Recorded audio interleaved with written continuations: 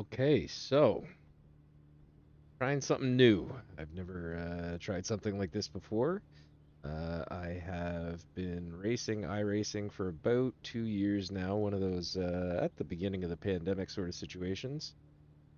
And I've recently gotten into league racing. So this is a race that I did earlier today. So that was 10 January? No, 9 January. And in a league called the Muriel Racing League. I'm racing a BMW M4 GT3. There are, I think, 8 different cars possible. Probably only about 4 or 5 represented here. Let's have some fun. But I figured I'd give it a go and see if I can commentate a little bit of my own race. I think right now we're looking at the roof because I'm trying to do something in a menu outside this. I don't think any of my overlays were loaded, if I remember correctly. Looks like I got it now. Got about 2 minutes before the race starts. So I had a little bit of time, not a lot. But we'll see. I'm racing in VR. I've got a Valve Index. I prefer it in VR. It's a lot more immersive.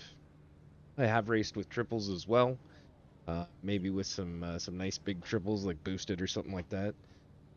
60 whatever inch triple screens, that would be pretty good, but I enjoy racing in VR.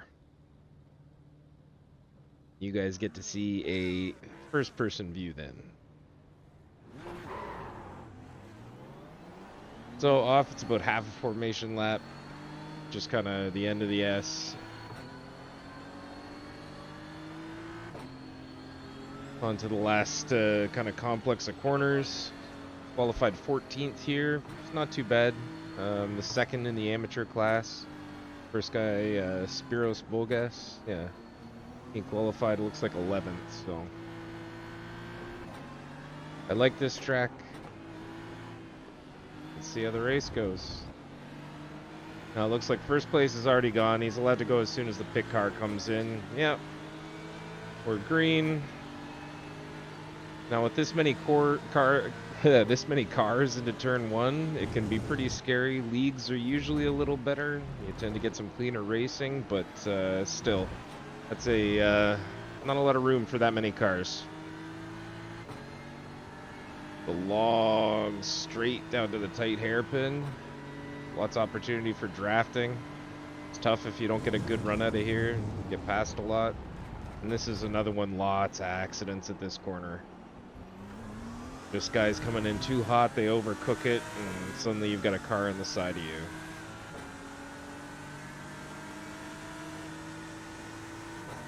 So holding 14th here. Got an Audi on the inside. He's a pro, that's Brad Hutchison. When you get into races like this, this is my second season with the Muriel Racing League. The first one, we had a few issues with attendance. I think in the end there were a couple of races that only had 15 or 16 cars.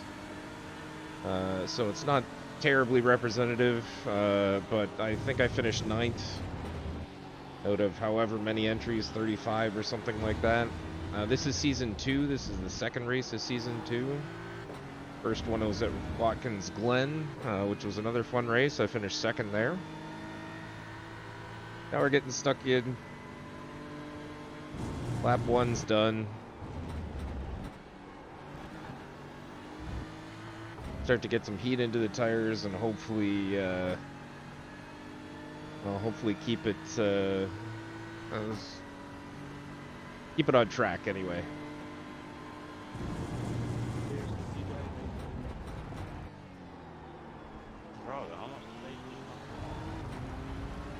So I can be a little deceiving there. It looks like I catch up quite a bit, which I do in the braking zone, but because he can get on the gas, he ends up getting away down this straight. Red Bull Ring, it's a fun track, but it can be tough to pass at sometimes.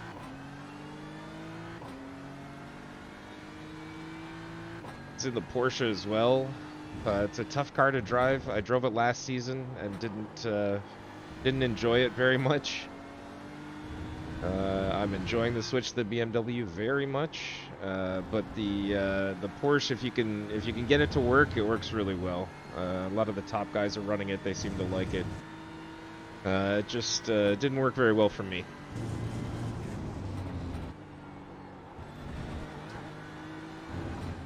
All I'm trying to do here is I'm trying to stick as close as I can. The guys in front of me are all pro guys. I can't see right now. It might be the top amateur at this point. Yeah, I'll have to put the relative in for next race. If we get some more, we could get the full standings, because that's a little tough to see. But yeah, ideally I would like to be sticking with those two guys, but being that they are in the split class for this season, we've got a pro class and an amateur class. It was based on iRating, so at the beginning of the season you were split, and it seems to be working out quite well this year. All that means is I'm not going to fight the pro guys if they get by. That's not such a big deal.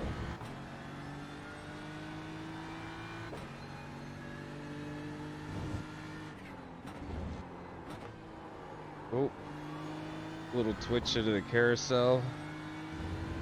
It'd be a tricky corner. The front end of the car was feeling really, really good today.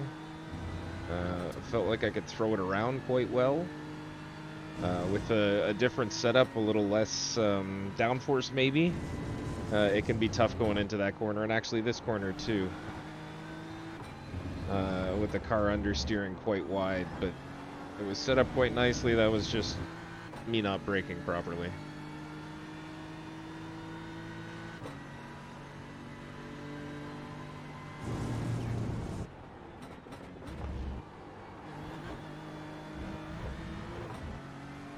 You can see I'm trying to get on the gas as early as possible at a 1.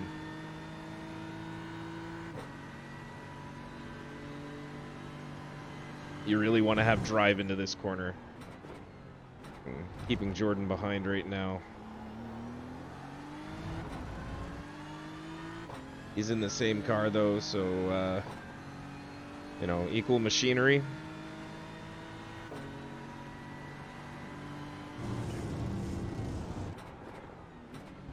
This was a corner I had a lot of trouble with until I got the braking down. It's a little off camber and it's downhill and it's fast. And it can be difficult, but once you can trail brake into it, it becomes a lot easier.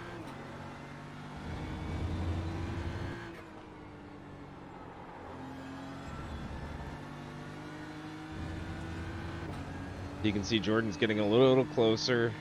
The rear view camera can be a little deceiving. In this car, I'm not sure about the other cars, but you'll see guys coming up what looks like very quickly, and you've actually got a car length or two usually. But yeah, it looks like Jordan was 4/10 of a lap faster, or 4/10 of a second faster last lap. So I'm probably slowing him up at this point. Yeah, he's going to be the slipstream and all over me here. So he's got the inside. Ideally, you probably want the inside going into this corner. But you can make it work. If I say inside, ideally you want the outside.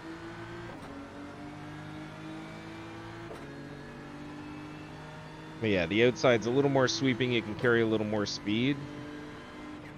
And it's not a very long straight. Oh. I was a little faster than him through there, it looks like. I had to get on the brakes so I didn't give him a little kiss on the bum.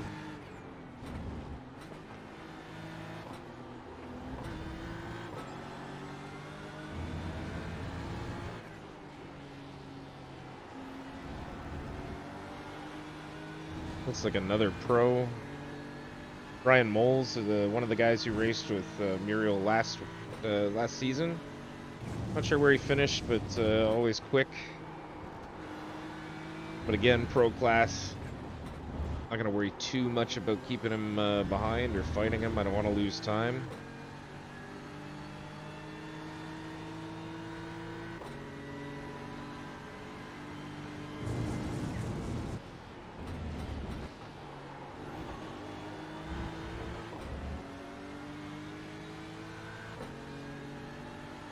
Got Ryan Rhodes, the next amateur behind me. There's 2 cars in between us. Well, there's about to be 1 car in between us. Ryan's going to go down the inside here. You can do pretty well along the outside. I stick with him here. But that Porsche is so fast out of the corner. Again, if you were an amateur, yeah, even that, I probably wouldn't think about anything too bonsai there.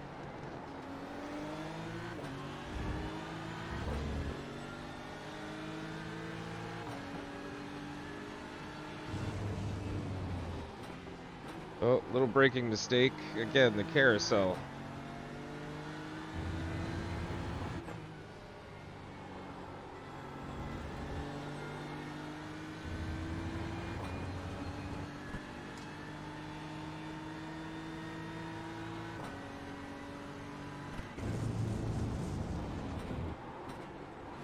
So if you listen carefully, going into the corners, at about this point that I've decided, all right, I might not catch Jordan here, but I'm in front of, looks like Ryan Rhodes. I've got about 4 seconds on him at this point. So we can start doing some fuel saving, which is just lifting and coasting into the corner and trying to brake a little bit later than you normally would. Jose is another guy that raced with us last year in the Muriel League. I've had a couple of good scraps with him. I've actually had I think a decent scrap with him in a public race on iRacing as well. But solid, clean racer. A lot of fun to drive with.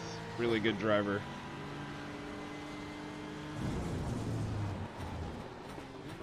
Trying to be a little cheeky there, but yeah. He's too quick.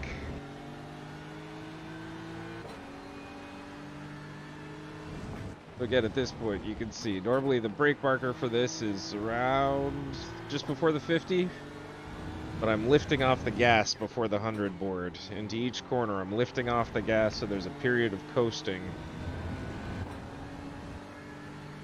And it's just to keep the fuel usage down as much as possible. Because it takes, I don't know, a second or so for each kind of glug in the fuel, which is 5 or 6 liters. Whatever it is. Oh, good run out of the last corner. I get right up on him here.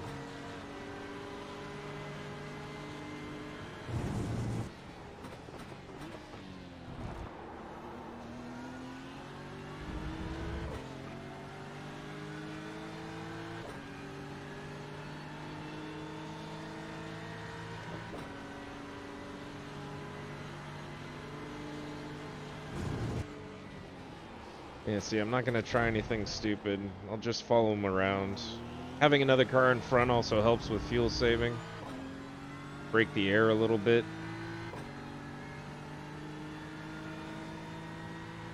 But all I've tried to do here is just save enough fuel so that any of the guys I'm near, I can save just a little bit of time in the pits.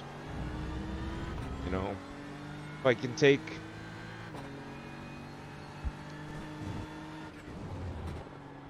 If I can take 8 or 9 or 10 liters less, all the time the fuel's going into the car gets saved. You can save a second or two sometimes. My ideal is always at least 1 lap, and on the Red Bull Ring I've been pretty good this week. I usually get 2 laps when compared to the guys who I'm racing.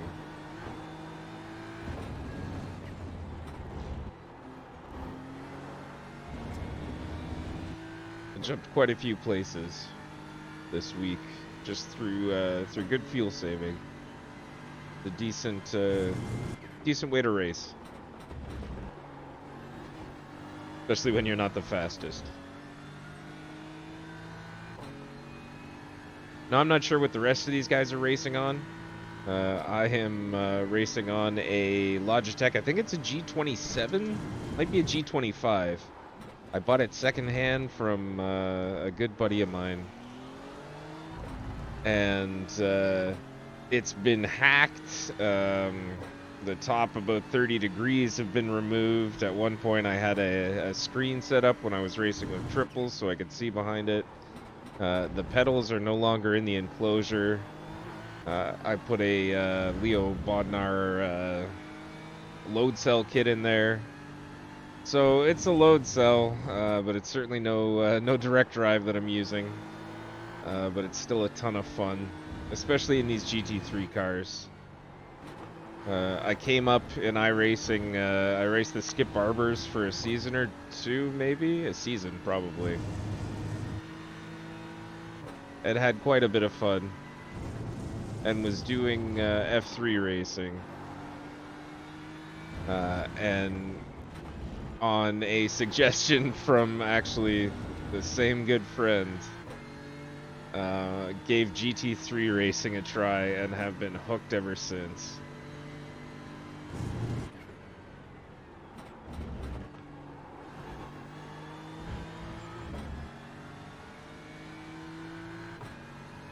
It doesn't hurt that I'm a massive Valentino Rossi fan. With him retiring this year, the talk is he's going to go race, I think with Ferrari, race some GT3 cars, so that doesn't hurt to kind of pique my interest in the sport. But yeah, they're not as precise, but man, they're a lot of fun. And I like the multi-manufacturer series.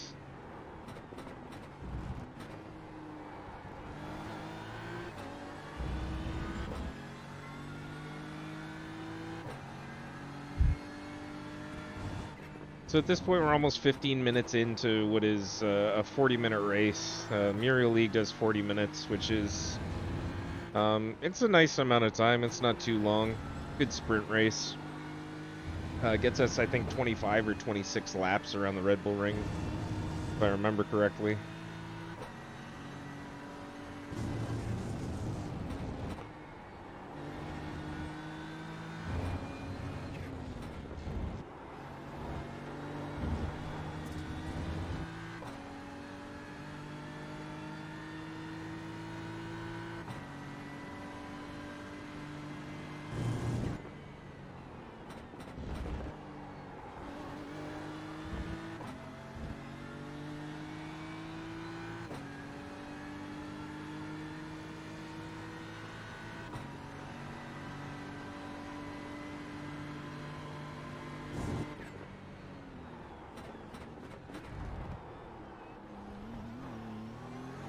It's at this point I just realized that the audio is not coming through for Crew Chief.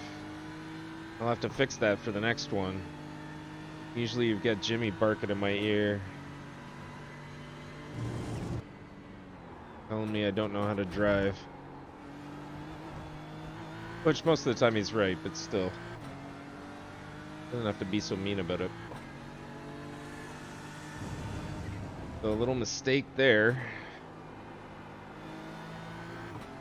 I don't have the relative up for the stream either. I'll have to get that for the next one too.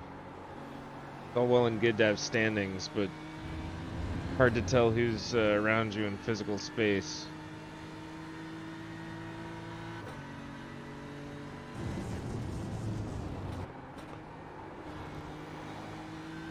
That you see a lot of. A lot of accidents in this last complex. You don't get the setup just right, you get it a little too loose. Works real well on the straightaways, but trying to go through those kind of sweeping fast corners doesn't work so well.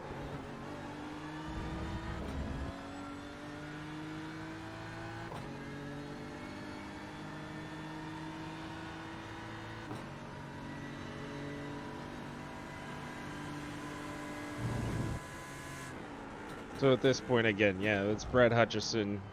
He's in the pro class. He's faster than I am. I'm not going to fight him too hard. My race is not with him. There's a couple other guys that are about 4 or 5 seconds down the road, though, that I always worry as the tires start wearing, you get to mid-race, everybody starts kind of settling in, where it's going to start cracking first, who's going to start dropping lap times.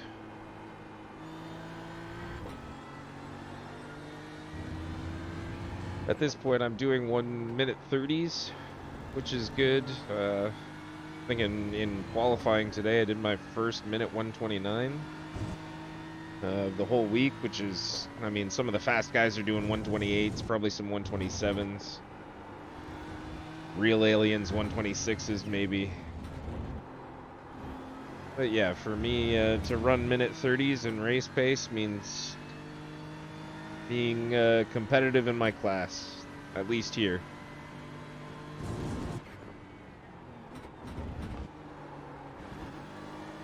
Getting real comfortable. Oh, just as I say that, little overcook. At this point, you really want to start pushing it. Tires are nice and warm, everything's working properly.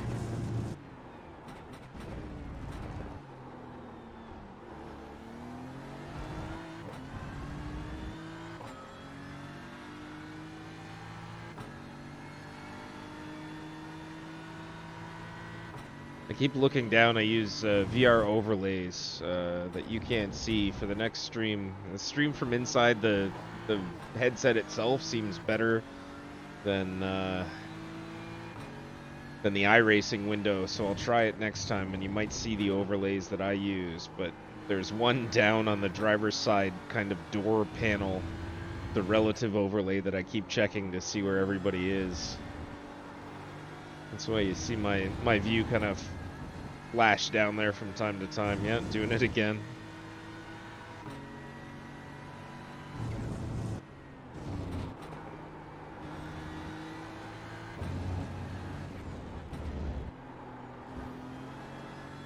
That can be a tough corner at times. But again, the car felt great today. Just everything kind of balanced. I use VRS, which is a service that allows you to track telemetry. It costs about $5, but allows you to track telemetry and gives you access to car setups, basically. I've been using them for a while, and most of them are pretty good, but for some reason I think I loaded the wrong one and did a few laps, and the car felt great. And when I loaded the Red Bull Ring setup, everything felt just a little loose. So I looked above and realized I'd loaded the Phillip Island setup from the VRS GT Sprint series on iRacing. So anyway, I am running this with a setup that's meant for Phillip Island, but was just so incredibly stable.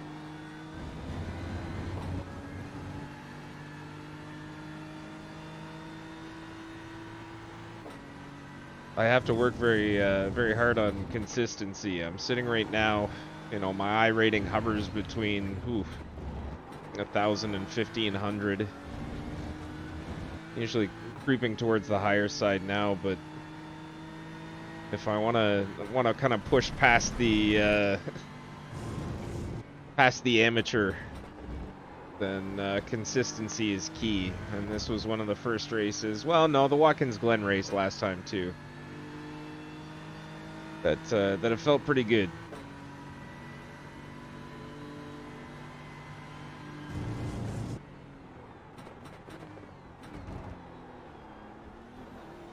At some point, hopefully soon, I'd love to upgrade this setup, the proper direct drive wheel and some real pedals and a rig. I know there's some time in there. I have no illusions. I know I've got time too, but even with the setup as lowly as this, my office chair paracorded to my desk. This is a lot of fun.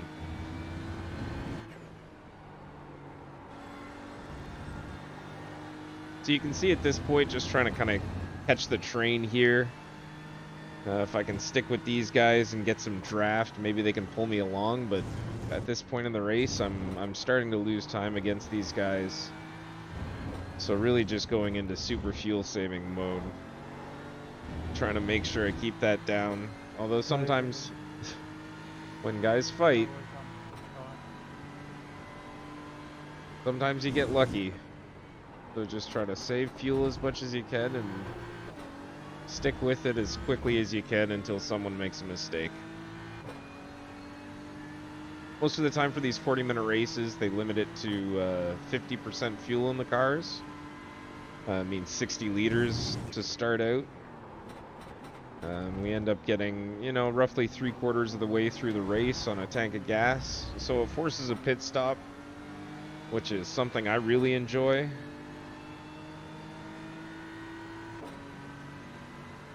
It adds a bit of excitement to the race. It gives you another thing you can kind of strategize on. Always thinking about how to go faster.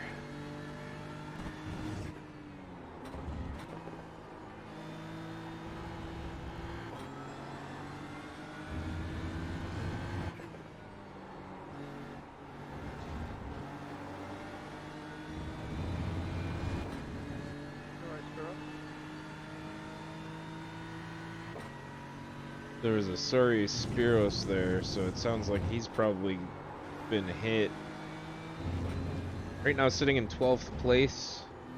Usually pick up a couple of spots. There's always going to be someone, you know, whether it's infamous iRacing netcode, where just, you know, through the magic of the internet, it decides that your cars were close enough and sends you spinning. Or through mistakes. There's always a couple of guys who are going to spin. And some days it's my day.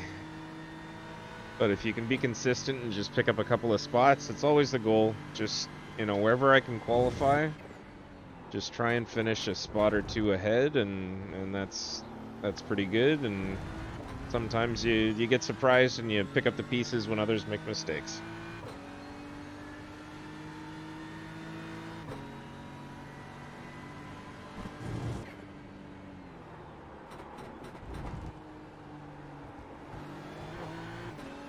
So being that the Jordan ahead is the leading amateur driver right now, I'd really like to stick with him and hopefully jump him in the pits if I can't get by.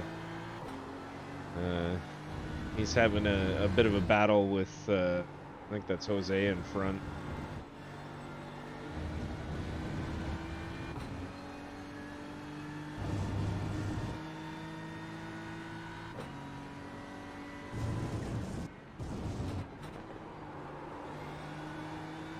Starting to understeer a little bit. 40 minutes isn't enough to really worry about tire wear. Even hour, maybe even 90-minute races, you're probably not going to take tires. iRacing takes so long to do pit stops. It's probably, I don't know, 18 or 19 seconds for all 4 tires. So any gains you would get with a fresh set are completely blown by the time you have to spend in the pits to get them.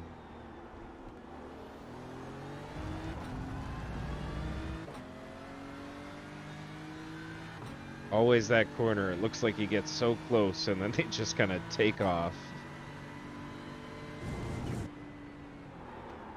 You're just lifting and coasting.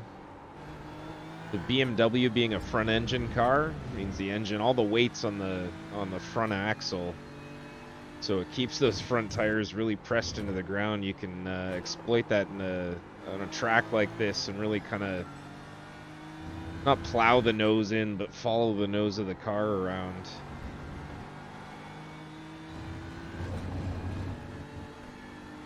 Really show off what the BMW is good at. Drives a little different than you know, some of the mid-engine cars like the Ferrari, or of course the Porsche being a rear-engine car essentially. All the weight in the back end.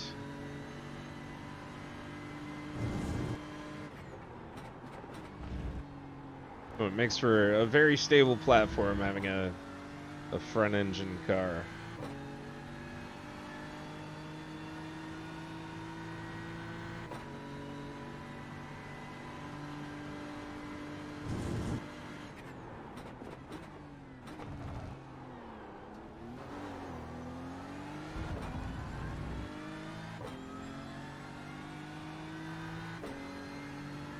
I didn't pay attention there. Jordan must have dove into the pits, which is good. Yeah, it looks like... So I got an extra lap on him, probably. If crew chief were working, you'd hear him squawking about coming in this lap.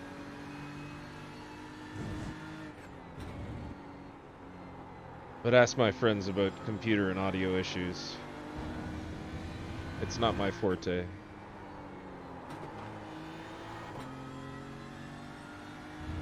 At this point, I'm nowhere near Brad, but just trying to push as hard as I can.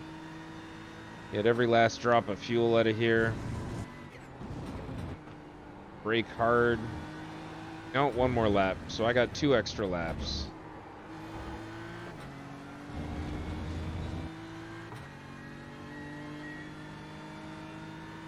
Theoretically, with 2 extra laps, it might save a second in the pits. So being behind, I may be able to jump up some. It depends, of course, on how hard I can push now.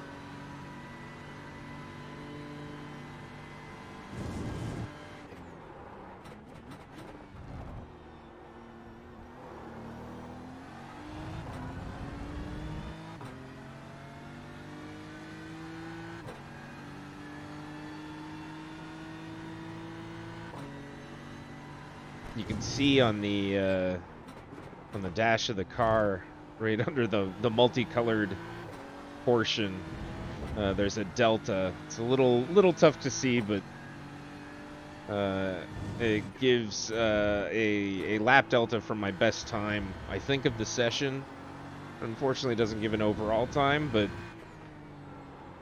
of course, a minus instead of a plus sign is always better. But that gives you an idea of exactly how hard I'm pushing to get close to the best times I can get. Pull into the pits here, you could really attack the pit line.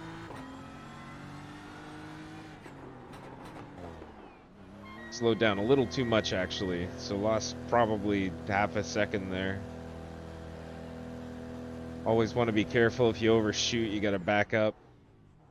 A little slow in,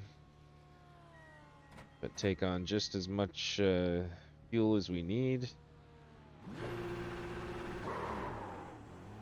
We're gone. And when you come out, you see how you did. You want to get off the pit limiter right away.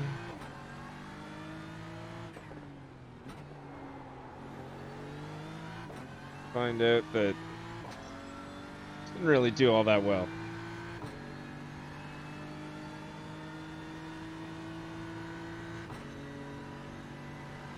Yeah, it looks like, unfortunately, my pit stop was not that great.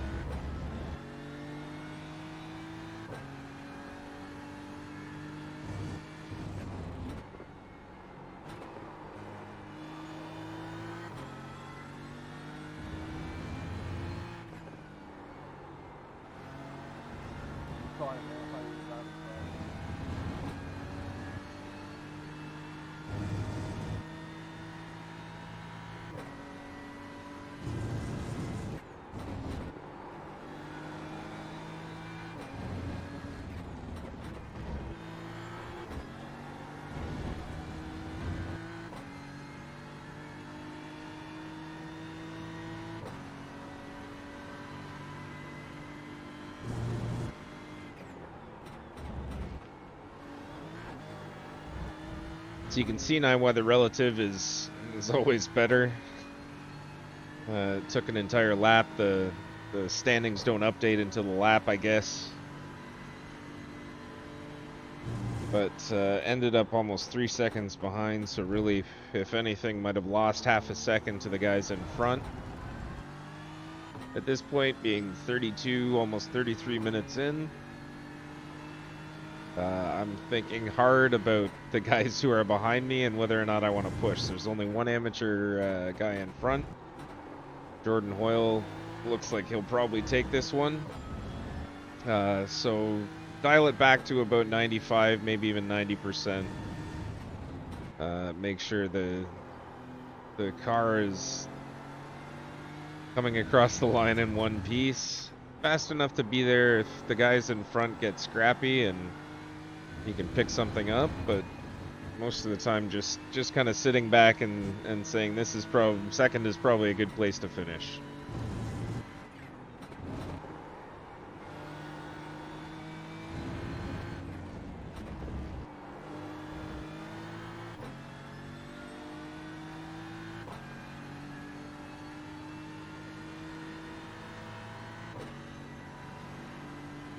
So at this point, they are pulling away. I am getting no benefit of any draft or anything. Kind of driving on my own. One of the pro guys behind me, still down a ways. And then back to Eric in 15th overall. A good old chunk of time.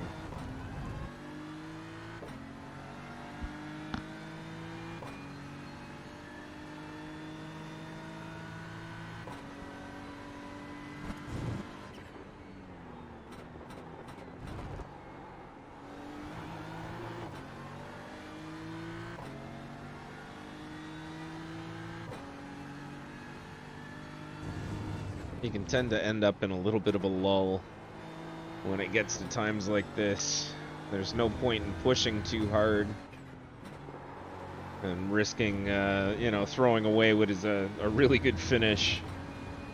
Just trying to go for one more place when the guys in front of you are starting to pull away. But if you get a little too complacent, you want to keep the car going very quickly. They don't work as well when they're not being pushed.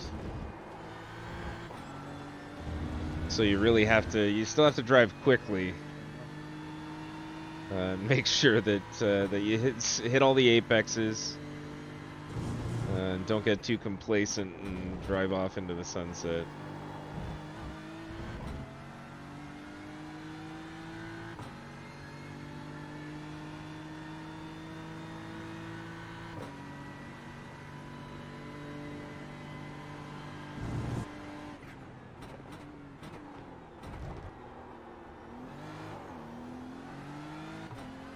So still keeping it together. That corner can be tricky if you get on the power just a little too early, or you come across the apex a little too straight. It tends to shoot the back end around. You'll see a lot of people, myself included, getting greedy and driving straight into the wall.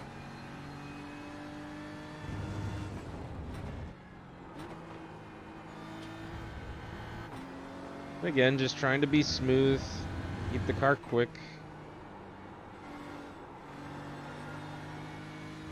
Not make any foolish mistakes.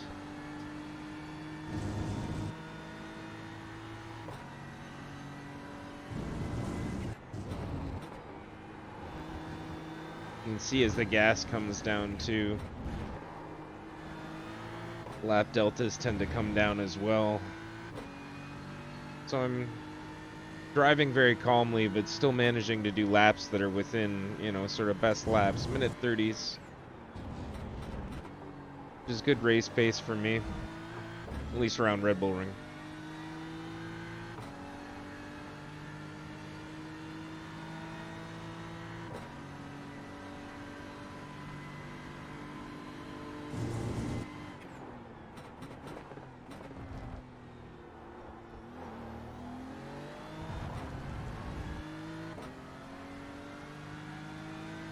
I'll be always keeping an eye on the Delta. Well, you can see right there. Take a quick glance down. See, Sasso is still behind quite a ways, nearly 13 seconds.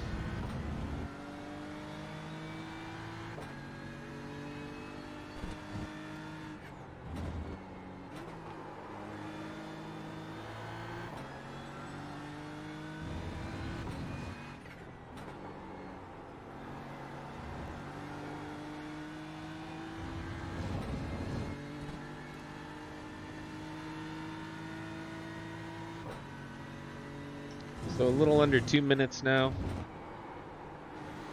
I always get nervous around this time. You start to wonder. I let Crew Chief, which is an application that you use, just a program that well, it does a lot of things. You can take voice commands, but what I use it for the most is to put overlays in VR, and also to automatically decide how much fuel I need. So it does the calculation for me and fuels me to the end, plus just a little bit. But I still get nervous. Endurance, well, sprints like this, when it's a timed race as opposed to a set number of laps, I always worry that we've gone a little too fast. And they might get one more lap in, and I won't quite make it around. It has happened. I have run out of fuel before. Cost myself a good number of points, but one of those things you live and learn, I guess.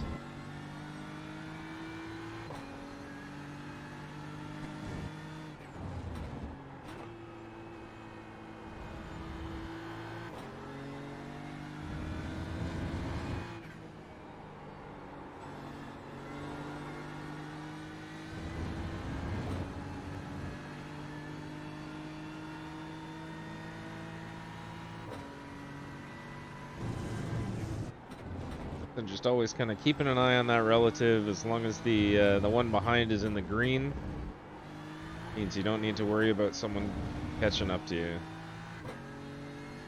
One more lap to go. Always love seeing that white flag.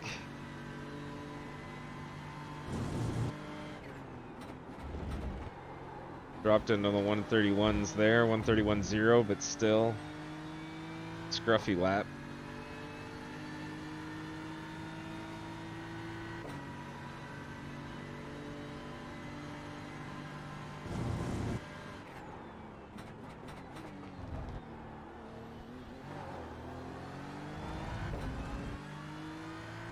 Always kind of a relief. Every corner you go on that last lap that ends up clean.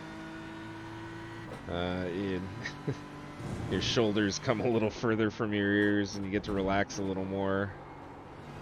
You know, the rear end sticks there. Get the power down. Okay, one less corner. Don't throw it too hard in here. Nice and easy around, not too hard on the gas. Again, just nice and smooth. Probably didn't want to use so much curb there. Typically don't want to use the curb at all. 2 more corners to go just to kind of bring it home in what was a fairly comfortable race. Been a nice and consistent 2nd place in the amateur class. 13th place overall. Take the checkered flag.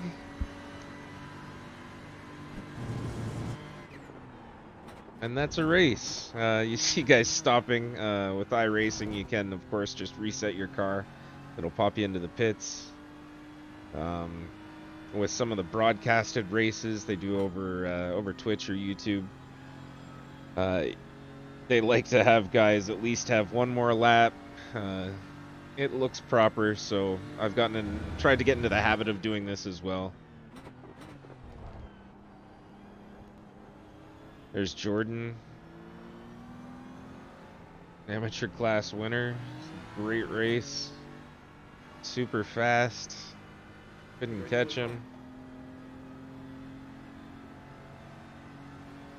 And just kind of bring it on home. So that was race 2 of a 10-race season in the Muriel Racing League. I'll give this another go, but for a first try, it was a lot of fun. I hope everybody enjoyed it, and we'll see you guys next time.